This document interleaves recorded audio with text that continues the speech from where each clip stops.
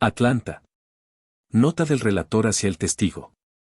A veces el sonido del tráfico es un cambio en la vida, un tropiezo o una conclusión. Cada vez que confronte con el sonido del tráfico, tome su tiempo para reflexionar y proceda a andar precavido, en un mundo tan veloz, tan inclementemente voraz, como lo incierto de la vida. La injusticia en cualquier lugar es una amenaza para la justicia en todas partes. Martin Luther King Jr. Atlanta en verano es muy caliente, y los temperamentos tienden a la agitación. A los alrededores de la ciudad, transcurre un anillo vial de poco más de 100 kilómetros en su perímetro, conocido como la Autopista Interestatal 285. Esta es la membrana celular, que define el núcleo de la histórica capital confederada, y conecta suburbios con ciudades, campos con urbes y a millones de personas con la cotidianidad que se esconde a simple vista. Lo heterogéneo allí, se confunde en lo homogéneo.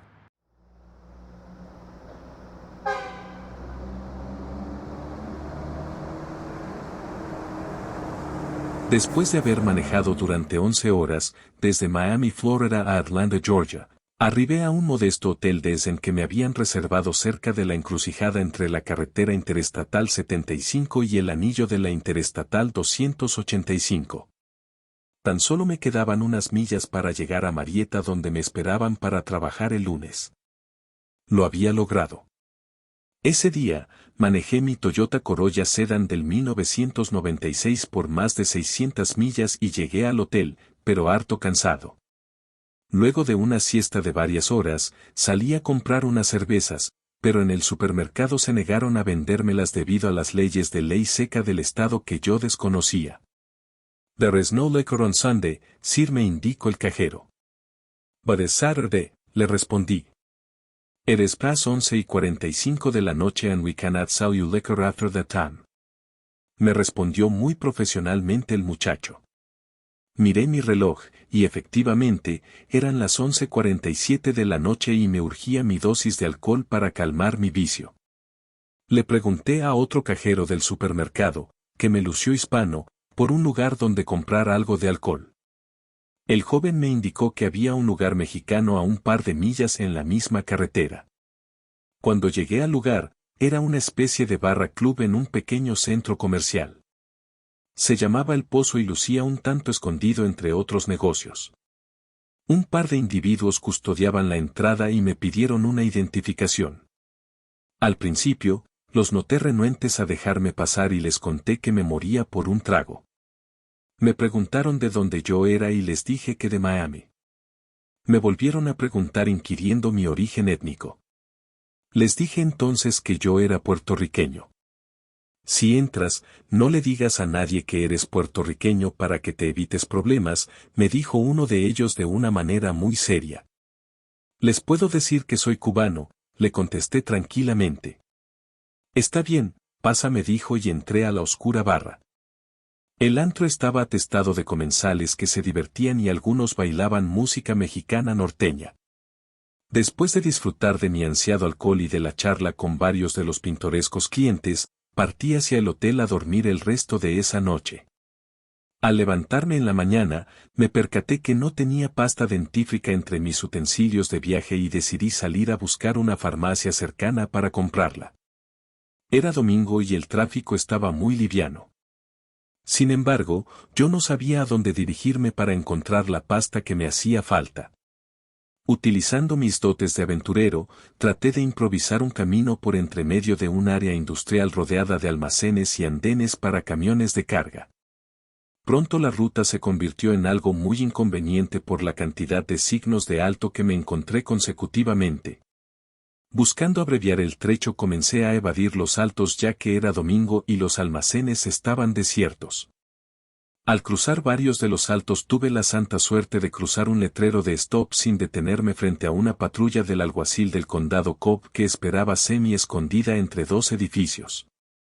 El diputado del sheriff, es decir, el patrullero, se percató de mi infracción y encendió la sirena y las luces de persecución de la patrulla. En ese instante supe que yo estaba frito.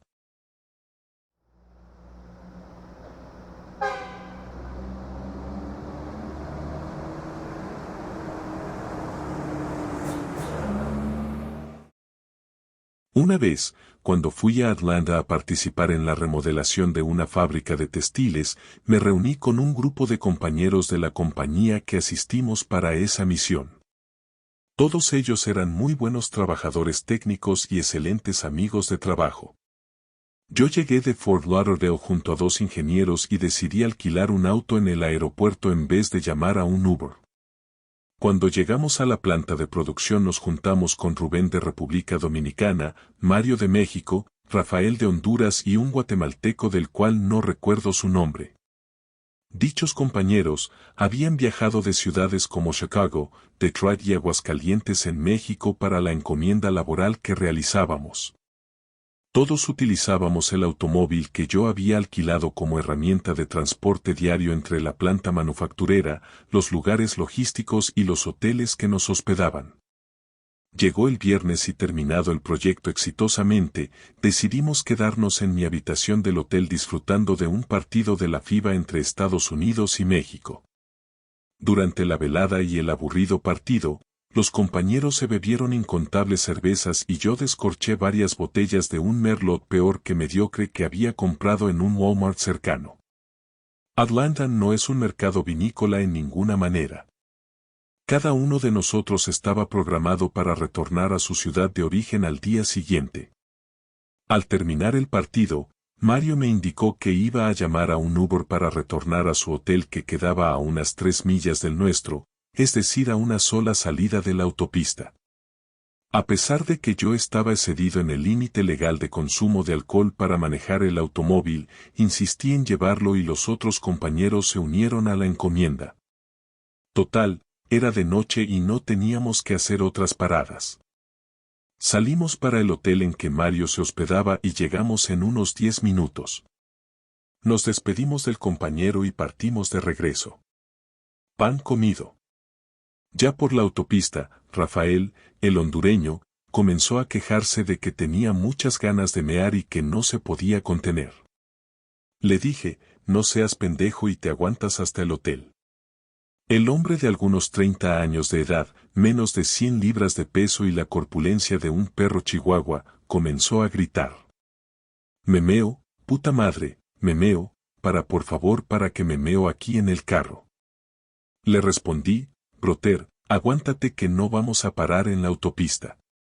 Deja esa mierda que ya estamos casi en el hotel.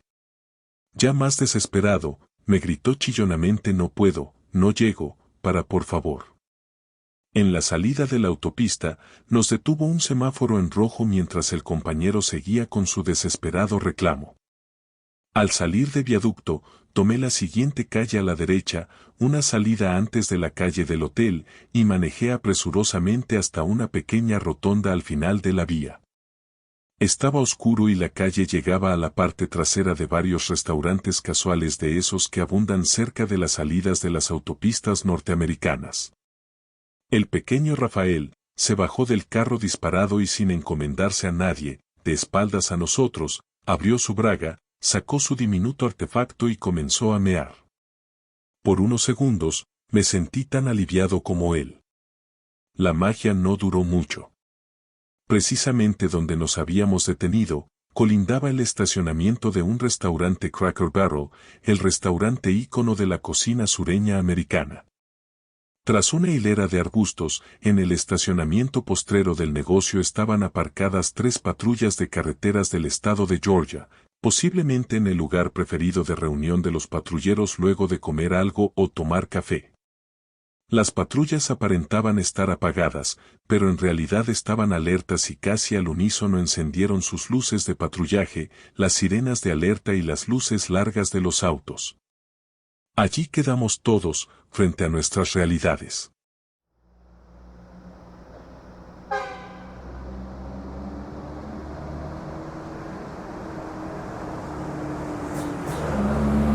Me despedí de los hermanos Asban y Saad en la entrada de la mezquita Al-Farouk en la calle 14 noroeste con un simple «Asalamu alaikum». Caminé unas cuadras hacia el sur hasta llegar a mi auto que permanecía estacionado frente a la casa de Asban. Aunque vivo en Aswell, 20 millas al norte del centro de la ciudad, donde queda Al-Farouk, me gusta llegar hasta allá cada vez que puedo. Me han servido muy bien los cambios que he logrado desde mi conversión al Islam hace 3 años. Atrás han quedado las pesadillas de Kabul y el abuso de calmantes que desarrollé en el hospital de veteranos. Aunque varias personas en mi familia todavía no aceptan que un mulato panameño como yo y de familia católica encuentre a Dios a través del Islam. Aún así, estoy muy feliz y orgulloso con mi conversión. Total, ninguno de ellos me paga ni siquiera un café. Pero siguiendo con mi relato de esa calurosa tarde de verano. Al llegar a mi auto y partir hacia mi casa, decidí no quitarme mi taquilla. Desde que me dejé crecer la barba y uso mi taquilla en público me han sucedido varias situaciones que puedo llamar discriminatorias. Durante mi trayecto en dirección al norte y casi al llegar al cruce con la 285, venía pensando en la posibilidad de cambiar mi nombre de pila bautismal a un nombre islámico. Estaba indeciso, porque debe ocurrir una condición ya sea indignante o de opresión con cierto peso para hacer tales cambios bajo los fundamentos del Islam. Ya había pensado en varios nombres y hasta le había consultado a mi hermano Saad, pero todavía no me decidía si cambiar o no. Casi al llegar a la autopista, me detuve en un semáforo en rojo cerca de un cruce de calles viejas y mustias de la ciudad. El lugar estaba poco concurrido, pero desde una parada de autobuses adyacente, se levantó un hombre afroamericano e indigente que se dirigió hacia mi automóvil. Sin pedir permiso, me mostró su sonrisa al que le faltaban varias piezas frontales, disparó un poco de agua enjabonada en el parabrisas de mi auto y comenzó a frotarlo con un trapo andrajoso. De una manera habilidosa limpió el agua mugrienta del parabrisas con un rancio escurridor de vidrieras y se dirigió hacia la ventana del chofer para suplicarme una propina. Lo miré sonriente para devolver el favor de su sonrisa. Busqué algunas monedas en el monedero del auto y abrí mi ventana. Le deposité las monedas en su mano extendida y él me dijo sonrientemente, "God bless you". Al escucharlo recordé todas mis bendiciones. Del bolsillo de mi camisa, extraje un papel recién doblado que me habían entregado en la mezquita donde se detallaban los servicios sociales disponibles para personas como el hermano indigente. Le di el papel devolviéndole el bendito favor. God bless you too, my brother. If you need help, we are in 14th Street. Available this afternoon, le dije. Cerré mi ventana y pude ver que la luz verde del semáforo me daba paso hacia mi ruta. Hice el cruce del semáforo y avancé unos metros cuando la sirena de una patrulla sonó de manera intermitente un par de veces para indicarme que me estaban deteniendo. Era un auto policíaco de Fulton County y me dije dentro de mí mismo. Aquí vamos otra vez.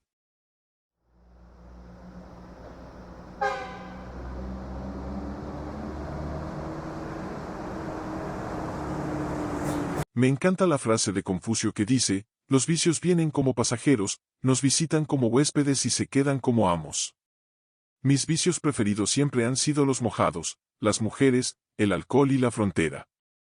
Cada vez que voy a Atlanta tengo todos mis vicios a la mano. Mis carnales allí me conocen como, el Vitaminas. Ellos saben que cuando llego, formo la fiesta bien chingona, cuadro la caja hasta la madre y me voy cantando, las mañanitas. Solo los de la banda gorda saben cuándo voy a regresar. Ya me quedaba solo una noche en Atlanta cuando las encrucijadas de la carretera se me complicaron más de lo acostumbrado. Habíamos trabajado todo el día y mi cuate, el menso, quería regresar al hotel para ver el juego de fútbol y quizás sacar una porno en la TV. Su plan era quedarse dormido después de una chaqueta. Al día siguiente nos tocaba una visita más y una manejada de poca madre hasta Reynosa. Nos turnaríamos los tramos, y teníamos solo una parada en Nueva Orleans antes de cruzarnos. Al llegar al hotel manejé hasta la entrada en vez de dirigirme al estacionamiento. El menso, me miró un tanto madreado y le dije, "Mencito, descansa y nos vemos al sol de la mañana". El güey me contestó, "Pero patrón no se vaya de fiesta toda la noche si tenemos esa manejada mañana". Lo tomé por la nuca con mi mano derecha mientras mi mano izquierda agarraba el timón del auto. Lo miré a los ojos y le repetí, "Mencito, descansa y nos vemos al sol de la mañana". "Aguas carnal, pues te veo en la mañana", me contestó y se bajó del auto no muy convencido de mis intenciones. Cuando salí del estacionamiento del hotel, me fui adentrando en un barrio que no sé cómo se llama pero que conozco bastante bien. Era casi la medianoche y crucé por un oscuro vecindario hasta llegar a un pequeño centro comercial donde antes me había levantado unas zorras. Todos los negocios estaban cerrados menos la amigable barra llamada El Pozo. Por los pasillos frente al estacionamiento caminaban dos damiselas de tacos altos y faldas más apretadas que el presupuesto de un pobre. Iban fumando y caminaban lentamente buscando algo de trabajo. Las chamacas se veían bien a media distancia y me dirigí a donde ellas estaban. Lo hice volteando la troca en contra del tránsito. Paré el auto de manera paralela a la acera del centro comercial, a unos metros de ellas y bajé el cristal del conductor. Las zorras me miraron y les hice una señal para que se acercaran. Una de ellas se dirigió a mi ventana mientras la otra quedaba atrás vigilante. Cuando se arrimó al coche, puso un brazo sobre la ventana mientras sostenía el cigarrillo con la otra mano. Me dijo, «Hola guapo», y la miré sonriente. Le respondí, «¿Eres puta o puto?». Lanzando algo de humo en mi cara, me respondió, «Soy puta como tu madre, cabrón». Sonreí y le dije, «Pues esta es mi noche suertuda». Estuvimos en la broma unos minutos negociando las reglas, las posibilidades, el precio y otras condiciones mientras su escolta observaba callada pero atenta a unos pasos. Ambas propuestas estaban muy interesantes y ella se puso insistente. Lentamente y conociendo bien la maniobra, acarició mi pecho sobre mi ropa y luego deslizó su mano hacia abajo. No se detuvo y me empezó a tocar por encima del pantalón. Era una excelente negociante. Ya cuando íbamos a llegar a términos, un auto oscuro, de cristales ahumados entró por uno de los costados del estacionamiento y rápidamente se posicionó bloqueando el frente de mi troca en un ángulo diagonal que impedía mi huida hacia adelante. En mi distracción, no lo percibí hasta que ya era tarde para maniobrar. La damisela dio un par de pasos hacia atrás para separarse de mi auto y partió hacia el otro lado del centro junto a su amiga como si la cosa no fuese con ellas. De repente, el auto encendió unas luces muy brillantes y cegadoras hacia el parabrisas de mi auto. Luces de patrulla se encendieron dentro del auto y un ronco altavoz comenzó la fiesta con instrucciones policiales en inglés. Stay in your car and put your hands over the steering wheels. Puta madre, se me escapó de los labios.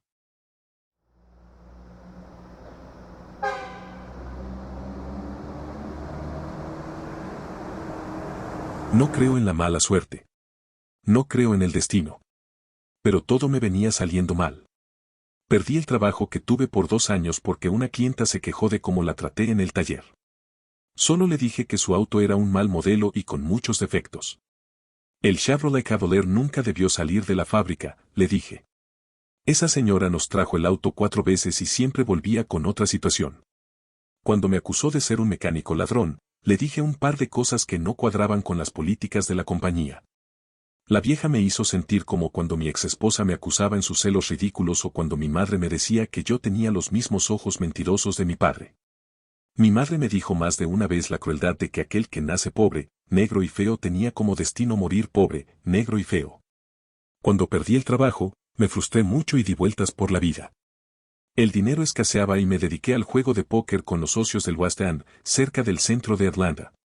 Soy bueno con las cartas y me fue bien por algún tiempo hasta que me detuvo la policía de regreso a casa. Me echaron un DUI con todos los poderes de la ley. Dormí un par de días adentro, y eso, más la deuda del abogado y el bail bond me hundieron en negativo 5,400. El DUI, la verdad que me jodió la vida. Me endeudé, me suspendieron la licencia y me convertí en un ser non grato para los trabajos de mecánico que estaba solicitando. Después que mi licencia de conducir fue suspendida, me convertí en un objetivo para los patrulleros de la ciudad que aprovechaban cada oportunidad de interceptar mi auto transitando las carreteras para detenerme. Incluso, mi GT, Banana Yellow, fue detenido por la policía un par de veces cuando mi primo lo manejaba para salir a hacer compras y diligencias. Estábamos marcados. Por un tiempo pude manejar, un poco más confiado, utilizando una placa que me robé de un auto similar en Avondale. Una noche de julio me fui a buscar dinero con las cartas. Como dije, no creo en la suerte, pero esa noche me sentí afortunado y me di la escapada hasta Marietta donde se apostaban buenas cantidades. Me fue mejor en las cartas de lo que esperaba y se me pasaron los tragos de nuevo. Hasta unos pases de coca me metí para darle vueltas a la vida. Cuando me regresaba a casa era un poco más de medianoche y llevaba varias cervezas en el auto. Me fui por la US 41 para evitar los patrulleros de la 75 que son muy cabrones. Durante el camino, venía chupando lo que quedaba de otra cerveza. Aproveché una curva cerca de un centro comercial para tirar la botella vacía por la ventana del auto. No me di cuenta de que una patrulla del Fulton venía en sentido contrario y hasta las caras le vi a los policías cuando me pasaron por el lado. Aceleré la marcha y ellos se dieron vuelta en el medio de la calle para perseguirme. Encendieron las luces de la autopatrulla y la sirena para tratar de detenerme. No lo pensé mucho y me fui a la fuga. Esa noche yo no iba a dormir en el Fulton County Jail.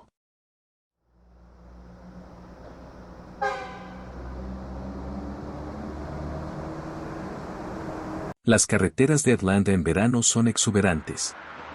Suelen variar de acuerdo con las zonas que se transiten, pero siempre están rodeadas de árboles robustos y bellas escenas.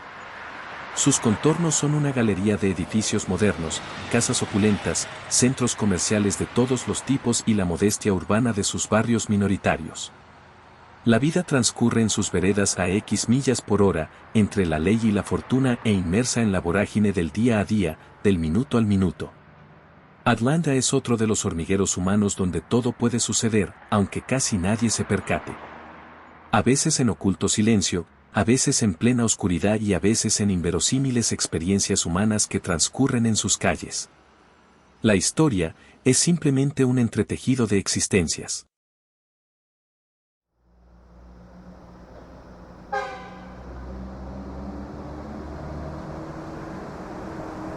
Detuve el auto cerca de otro letrero de stop antes del siguiente almacén y el policía estacionó su patrulla a unos metros de mi automóvil. Pasaron incontables minutos sin que el sheriff se bajara de su patrulla. De repente comencé a escuchar una serie de sirenas de otras patrullas que se acercaban vertiginosamente desde distintas coordenadas en la ciudad.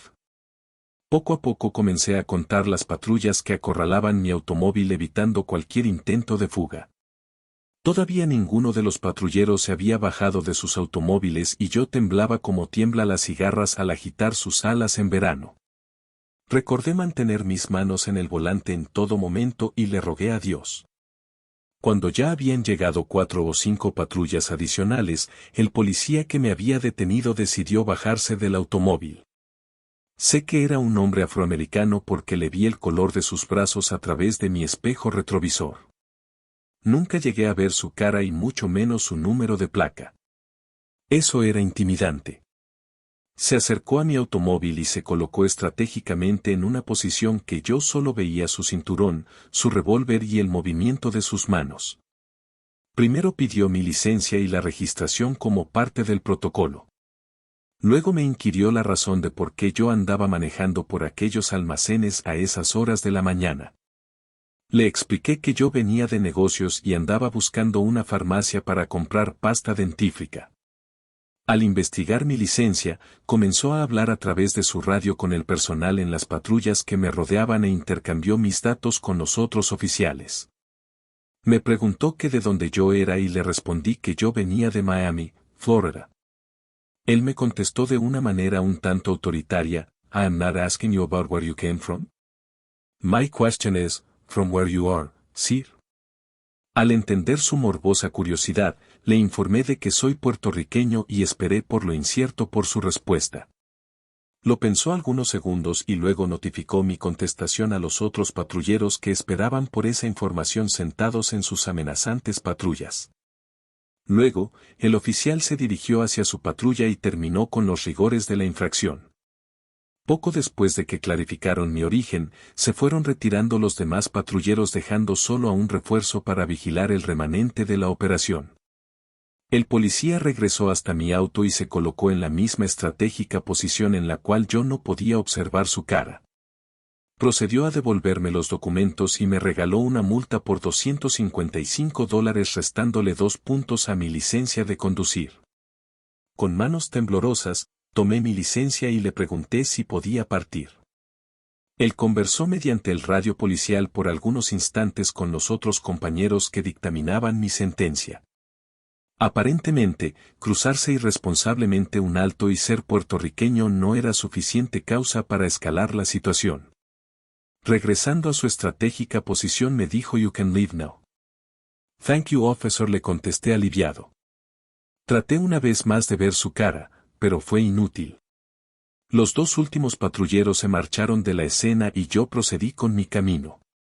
La ironía de ser entrampado en un callejón solitario por media docena de policías, que yo catalogaría de racistas, me hizo crecer un tanto más de lo que hubiese deseado. A veces, ser lo que somos, o escondernos de ello, nos libera de muchos dilemas. No debería ser así, pero así es la naturaleza de la bestia.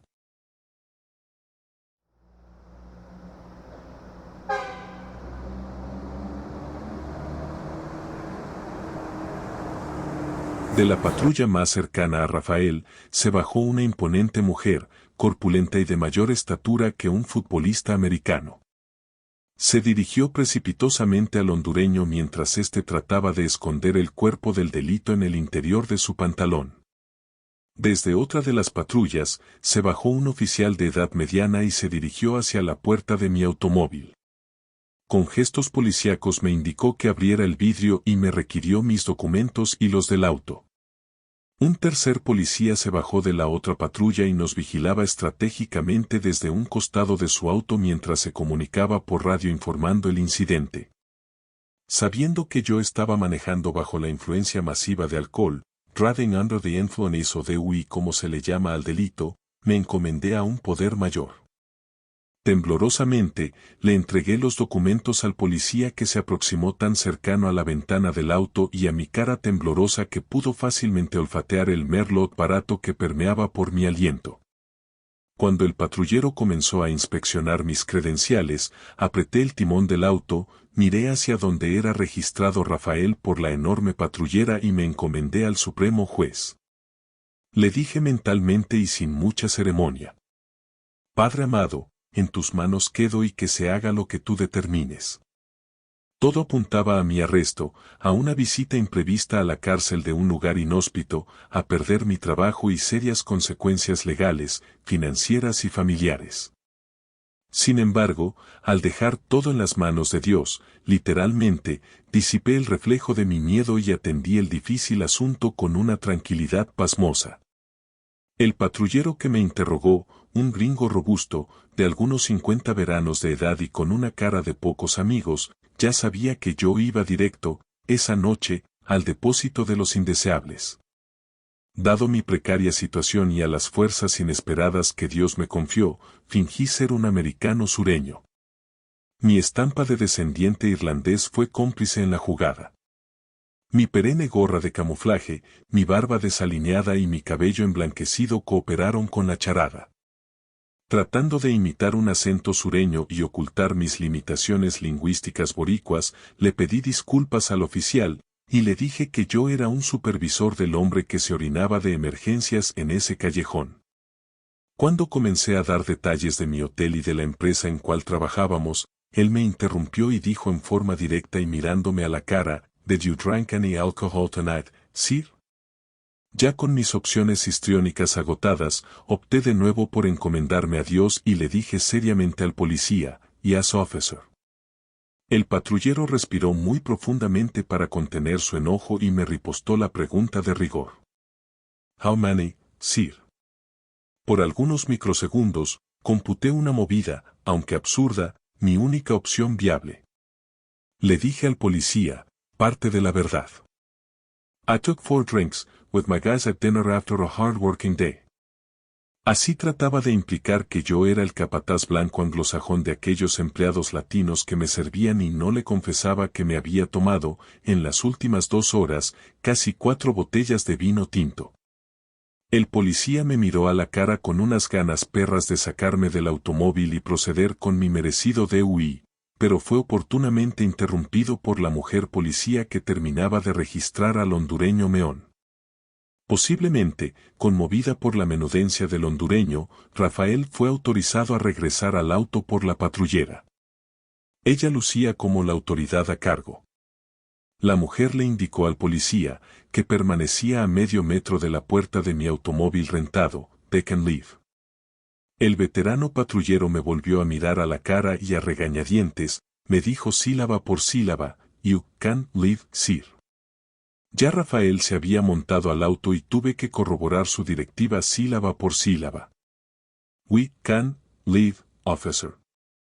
De una manera un tanto irónica y amenazante, me dijo: "Yes, sir, you can go now, sir, now". "Thank you, officer", le contesté y partí de ese encuentro con Dios y su ángel vestido de caqui, armado con una Glock 9 milímetros y con unas ganas caninas de cumplir con su deber. De camino al hotel, los 2 compañeros comenzaron a reír y burlarse del evento que apenas habíamos sobrevivido. Con la voz entrecortada por el coraje, los reprendí hasta que llegamos al hotel por el tramo que nos tomó menos de 2 minutos. Al llegar al hotel, Les indiqué que lo mejor que podían hacer esa noche era darle las gracias a Dios que nos había protegido de un inminente desastre con 2 durmiendo en la cárcel y los 3 perdiendo el trabajo. Los compañeros asintieron a mi pedido, oramos agradecidos, y nos dimos otros tragos antes de irnos a nuestros respectivos cuartos. Cuando me acosté esa noche, ya en un tono menos religioso, sonriendo conmigo mismo, di gracias de nuevo a un Dios que me cuida de mí mismo a pesar de la magnitud de mis imprudencias. Antes de quedarme dormido tan solo pensé mientras sonreía irónicamente. El vino en Irlanda es espantoso.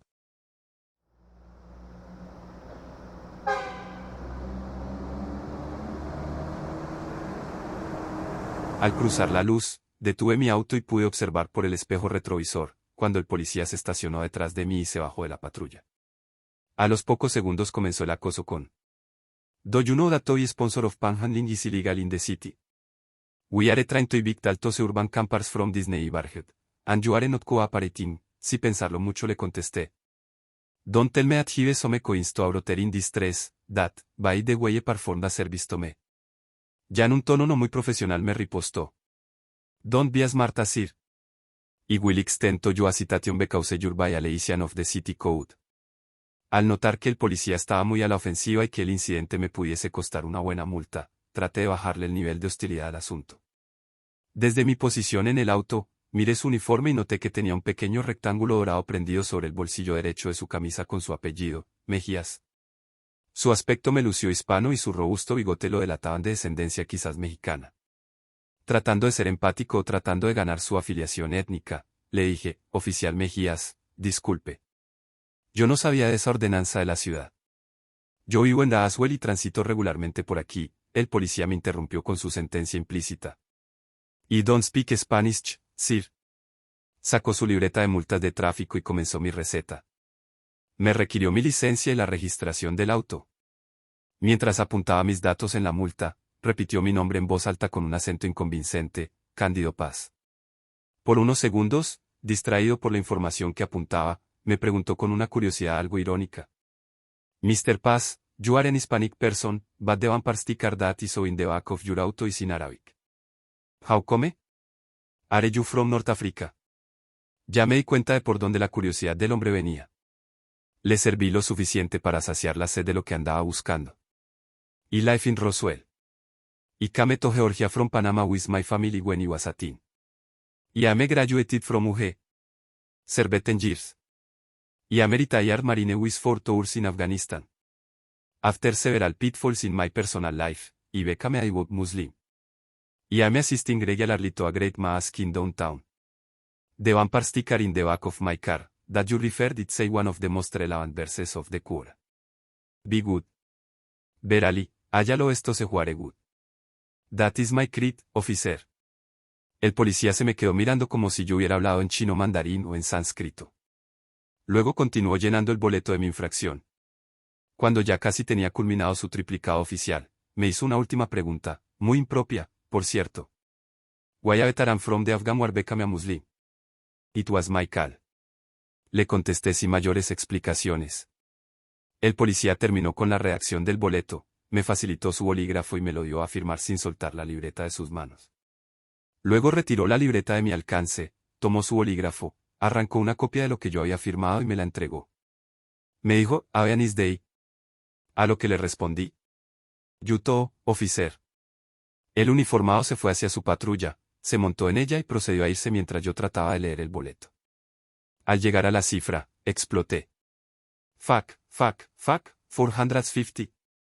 El desgraciado me multó por $450 por darle unas monedas a un indigente. Busqué localizarlo por el espejo retrovisor, pero ya la patrulla se había marchado. Miré alrededor, pero ni rastros pude atisbar de hacia dónde se marchó. Esa la iba a tener que pelear en el cuartel o alguna oficina gubernamental de la ciudad. La verdad que quedé muy molesto y desorientado. Es más, ofendido. Tiré el boleto sobre el asiento del pasajero y continué mi camino hacia casa. No había pasado un minuto cuando en mi mente rebotaba aquella palabra. Mejías, Mejías, Mejías. Un pensamiento se cruzó con otro y otro en mi mente hasta que recordé que el apellido Mejías se derivaba de la palabra hebrea, Masía, es decir Mesías, que significa ungido. Proseguí mi camino revoloteando nombres y significados en mi mente hasta llegar a mi vecindario de clase media. Frente a mi casa, detuve el auto y dije 3 palabras. Mustafa Samad Abdullah. Así fue como decidí ya no ser llamado Cándido Paz sino Mustafa Samad Abdullah, que significa el elegido eterno servidor de Dios. Repetí mi nombre varias veces antes de bajar del auto hasta que las palabras se afianzaron en mi fe. Mustafa Samad Abdullah, Mustafa Samad Abdullah, Mustafa Samad Abdullah. Ya en ese momento logré aplacar mi desasosiego. Antes de entrar a mi casa, recordé las palabras sabias que un joven traductor afgano me dijo en un momento muy difícil durante una de nuestras misiones en Kabul. Es mejor encender una luz que maldecir la oscuridad.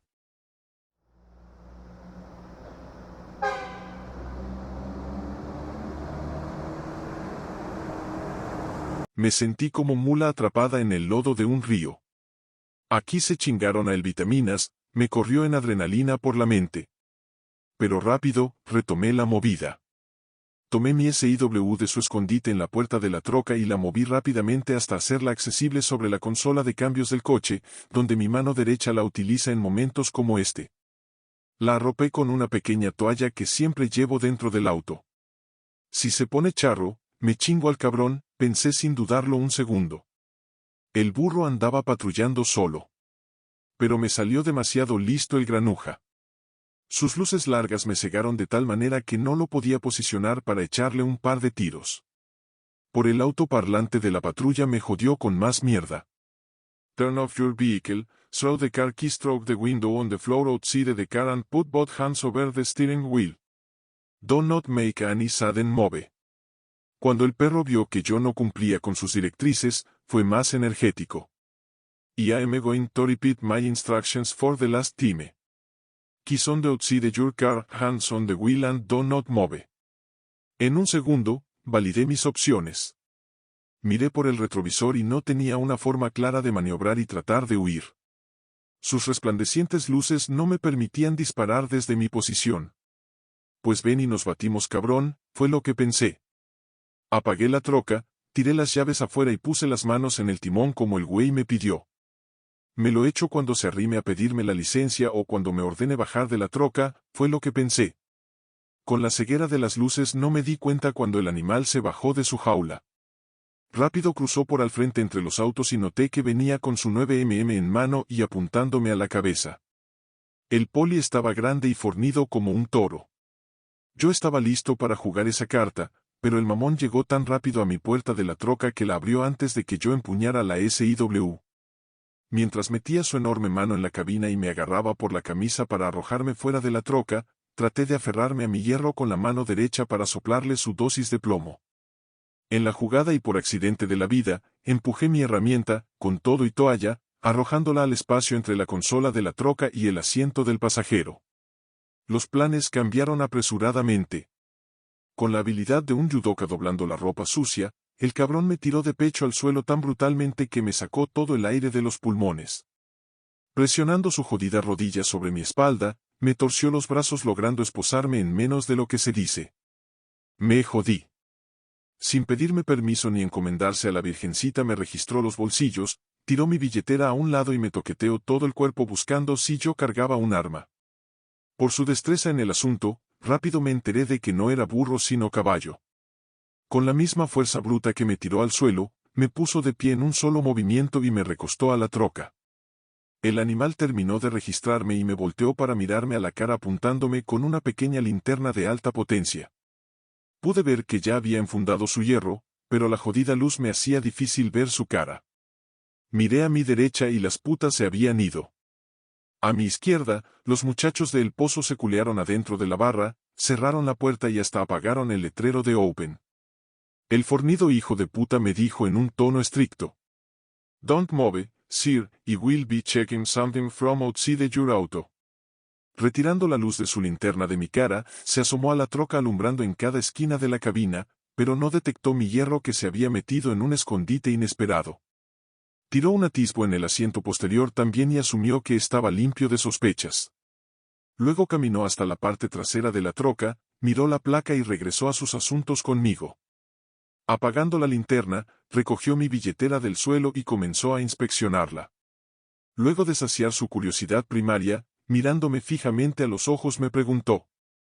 Mr. Lopez, I am sorry about the way that I am intervening with you but you did not follow all my instructions and needed to act in the way that I did. Are you going to cooperate now? Le asentí moviendo mi cabeza, pero sin abrir mis labios. El perro continuó, by the way, according to what I am seeing here, you are from San Benito, Texas. Alone ride to this place. What is your business here? Pude notar su nombre en la plaquita de su camisa y le dije mi versión acostumbrada. Agente Mejías, yo vine a visitar unos primos y ayudarlos a mudar con mi troca. Esas chicas son mis amigas y yo, el bigotudo me paró en seco. I don't speak Spanish, sir. Mi versión en inglés no le fue muy convincente tampoco. Luego de algunos intercambios, me preguntó. Do you carry any illegal material like firearms or drugs in your vehicle? No me quedó remedio de contestar. No, officer, I am cool. Sin embargo, algo vibró en mi voz que le supo a mentira al perro. El güey se arrimó a un micrófono de radio que tenía amarrado en su hombro derecho y llamó a su cuartel para trepar el asunto un poco más. This is Mejías on US 41 and North Avenue, probably will need one of the K9 unit to go deeper on a suspect. Who is available tonight? Cuando le contestaron pude escuchar que le enviarían al sabueso y algunos refuerzos en 15 minutos si se confirmaba la necesidad de hacerlo. No me quedó otro remedio que comenzar a negociar. Hey, officer, I have something to show you. Go to the back door of the SUV and open it. You will see a black tarp. Uncover it. I have 5 duffel bags and a couple of 5-gallon drums. You can open any of the bags. Please do it. En una manera amenazante, el perro se me arrimó, me tomó bruscamente por la solapa de la camisa, me miró a la cara y me escupió su respuesta. Don't fuck with me, punk. Insistí de una manera humilde, just go and see with your own eyes. I am not going anywhere. ¿Qué madre le costaba al cabrón? Yo estaba esposado y mi hierro lo había perdido en la maniobra. El güey me maniobró boca abajo al suelo de nuevo y fue a curiosear al compartimiento de carga de la SUV. No tuve que esperar mucho tiempo. Me levantó del suelo de un tirón y golpeó mi espalda contra la troca mientras inquiría con su aliento de perro cerca de mi cara en perfecto mexicano. ¿Qué juegas conmigo, cabrón?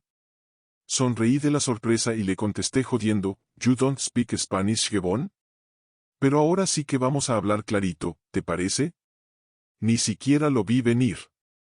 El bofetón que me sirvió el animal fue lo más recio que jamás he vivido. Se me nubló la vista, vi estrellas en la oscuridad y dejé de respirar por algunos segundos antes de recordar de que estaba cautivo de un rabioso que me tenía atrapado y a su merced. No tengo memoria de qué me dijo ni el idioma en que me lo dijo por los próximos minutos.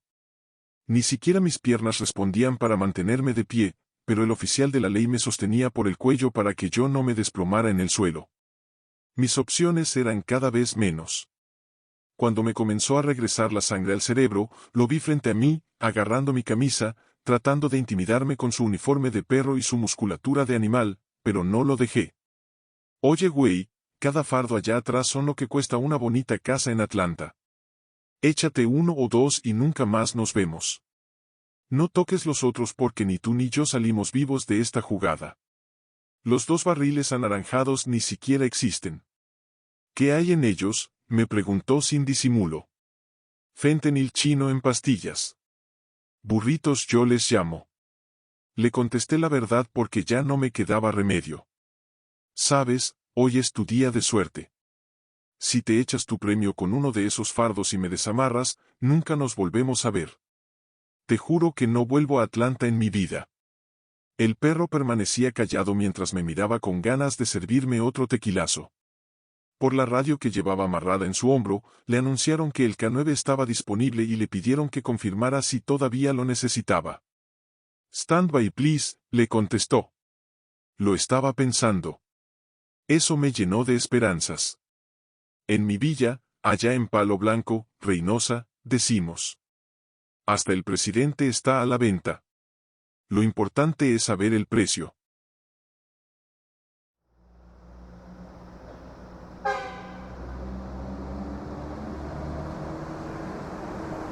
En mi intentona de escapar, me crucé dos luces rojas sin encomendarme ni al diablo.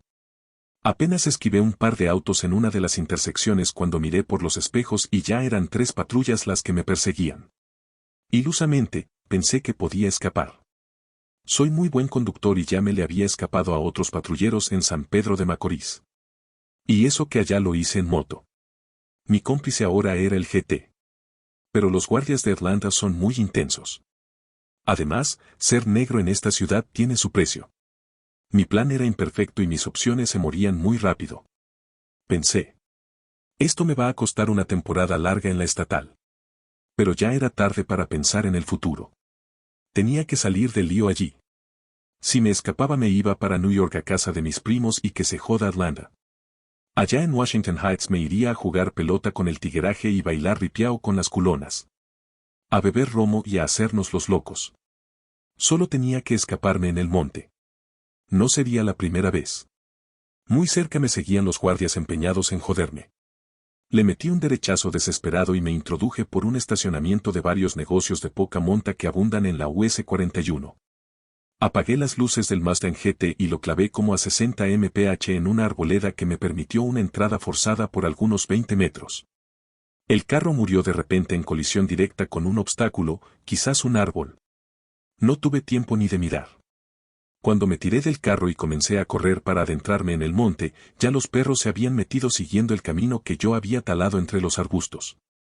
Soy buen corredor y me he robado hasta el home en las menores de Arizona. No sé por qué nunca me subieron al circo grande. Tenía velocidad, poder y no se me iba una en tercera. Hasta me comparaban con Manny Ramírez. La vida, al igual que la MLB, no es justa. Le saqué una buena ventaja a los pendejos policías que me seguían. Eran unos gordos. Seguí corriendo como un loco entre los arbustos y me caí un par de veces, pero me levanté y seguí huyendo. Mi energía era tan buena como mi ventaja ante los policías que quedaban atrás y atrás. Me tropecé con una cerca que no me costó nada saltarla.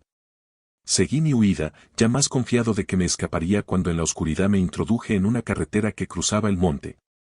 Me tropecé con la cuneta de la carretera y no me caí al suelo porque soy un buen atleta. Al otro lado de la carretera estaban varios policías esperándome. Encendieron luces brillantes hacia mí y quedé acorralado. Nunca le vi la cara a ninguno de los policías, pero debieron ser 3 o 4. Me gritaron instrucciones policiales que no recuerdo ahora.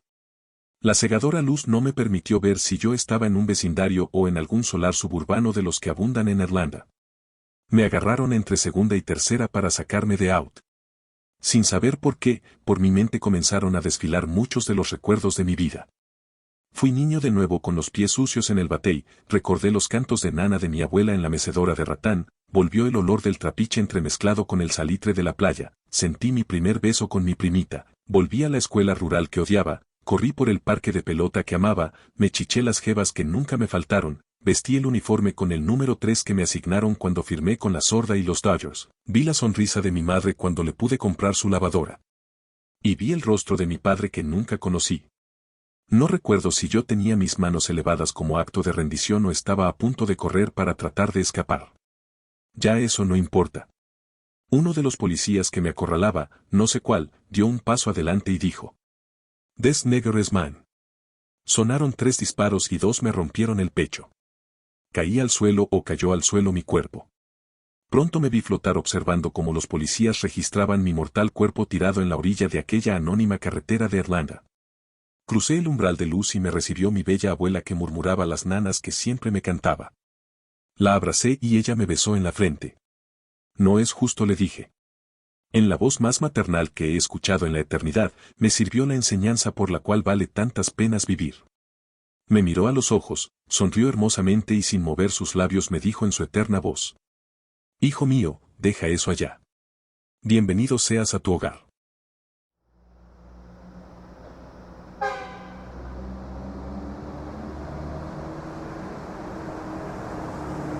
Manejar un auto en Atlanta es una aventura interesante. A veces, un tanto peligrosa. Sus carreteras no tienen una organización lineal y muchas de sus rutas son redundantes y complejas.